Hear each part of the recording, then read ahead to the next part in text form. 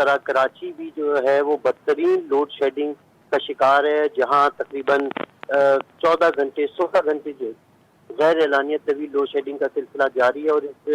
اس طویل load shedding کے حوالے سے بھی گزشتہ دنوں کراچی میں جو اہم بندرگاہ کے جو راستے ہیں وہ تقریباً 24 گھنٹے بند رہے، جس کی وجہ سے تمام شہر میں جو بدترین ٹریفک جام بھی رہا، جبکہ 2 دن پہلے بھی شہر بھر کے مختلف تقریباً 10 سے 12 مقامات سے مختلف شہریوں نے احتجاج کیا، کیونکہ اس طویل اور غیر اعلانیہ لوڈ شیڈنگ کی وجہ سے جہاں لوگ شدید گرمی کے موسم برداشت کر رہے ہیں، وہیں پانی کی کمی کا بھی صحیح. شدت سے سامنا کرنا پڑا ہے۔ یہ صورتحال مجموعی طور پہ صورتحال پورے شہر کی ہے، اور اس صورتحال سے کا نوٹس بھی لیا ہے وزیر اعلیٰ سندھ نے، اور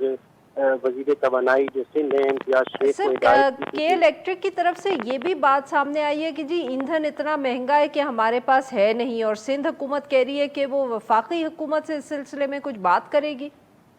ہاں جی بالکل، اس حوالے سے جو ہے آج ایک اہم اجلاس بھی ہوا ہے کہ الیکٹرک کے جو سی او ہیں الہی کے درمیان، جس میں امتیاز شیخ صوبائی وزیر توانائی جو ان کے ساتھ اجلاس کیا، جس میں انہوں نے اپنے تحفظات کے الیکٹرک میں بھی اپنے تحفظات بتائے کہ ان کے تقریباً جو حکومت کی جانب سے 50 ارب روپے کی جو واجبات ہے وہ ادا کرنے، جس میں کہ الیکٹرک کا یہ کہنا تھا کہ وہ اگر فوری طور پہ 25 ارب روپے اگر ان کو مہیا کر دیے جائے تو وہ فیول خرید کے جو ہے وہ جو لوڈ شیڈنگ کا دورانیہ کم کر سکتے ہیں، جس پہ حکومت نے اس وقت وہ کتنی جلدی فیول، اگر ان کو پیسے مل بھی گئے تو وہ اتنی جلدی کہاں سے فیول خریدیں گے؟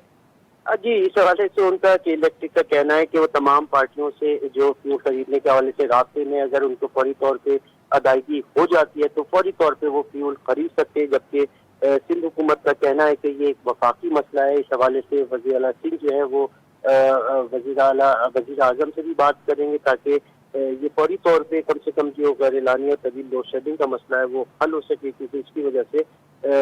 خاص طور پہ شہر میں امن و امان کا بھی مسئلہ بڑھتا جا رہا ہے۔ بہت بہت شکریہ سر، آپ نے ہمارے